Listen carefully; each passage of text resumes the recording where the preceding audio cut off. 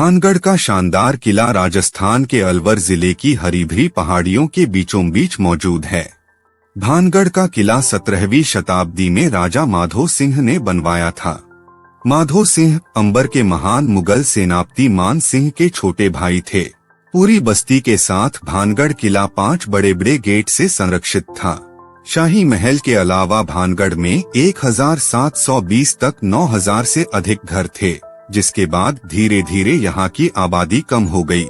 किले के परिसर में भव्य हवेलियों, मंदिरों और सुनसान बाजारों के अवशेष देखे जा सकते हैं, जो किले के समृद्धि वाले दिनों का संकेत देते हैं। आज यह किला भूतों का गढ़ माना जाता है।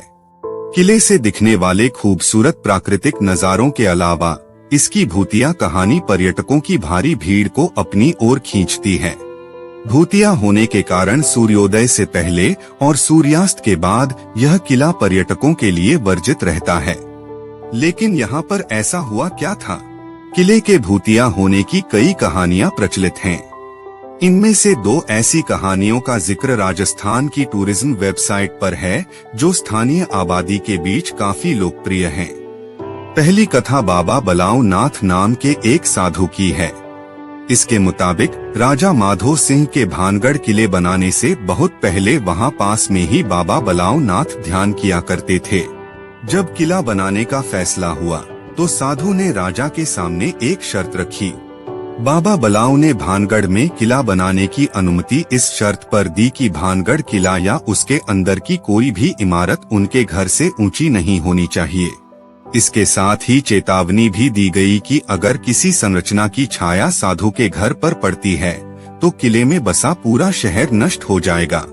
कहा जाता है कि माधो सिंह के पोते अजब सिंह ने इस चेतावनी को नजरअंदाज कर दिया और किले की ऊंचाई बहुत बढ़ा दी। नतीजतन साधु के घर पर छाया पड़ी और चेतावनी के तहत पूरा शहर नष्ट हो गया। भानगढ़ की भूतिया कहानियों में एक कहानी राजकुमारी रत्नावती से जुड़ी है। राजकुमारी रत्नावती बहुत सुंदर थी और देश के शाही परिवारों से उसको चाहने वालों की अच्छी खासी तादाद थी। काले जादू में माहिर एक तांत्रिक को भी राजकुमारी से प्यार हो गया। एक दिन जब राजकुमारी अपनी सहेलियों के साथ खरीदारी करने गई तो जादूगर ने उसे इत्र परफ्यूम खरीदते हुए देखा। तांत्रिक ने राजकुमारी के इत्र को लव पोशन से बदल दिया। लव पोशन उस जादुई लिक्विड को कहते हैं जिसके संपर्क में आने के बाद व्यक्ति में उस शख्स के प्रति प्यार की भावना पैदा हो जाती है जिसने उसे जादुई लिक्विड दिया हो। राजकुमारी को तांत्रिक की चाल का पहले ही पता चल गया। उसने इत्र को पास के एक बड़े पत्थर पर फेंक दिया। लिक्विड के जादू से वो बड़ा पत्थर जादूगर की ओर लुढ़कने लगा और तांत्रिक की पत्थर से कुचले जाने से मौत हो गई। कहते हैं कि मरने से पहले तांत्रिक ने शहर को श्राप दिया और कहा कि यह जल्द ही तबाह हो जाएगा और कोई भी इसके परिसर में नहीं बचेगा। अब ये इत्तेफाक कहें या उस तांत्रिक का श्राप, लेकिन कुछ समय बाद मुगल सेना ने राज्य पर कब्जा कर लिया और राजकुमारी रत्नावती सहित किले के सभी निवासियों को मार डाला। माना जाता है कि मारे गए लोगों के भूत आज भी रात को भानगढ़ के किले में भटकते हैं।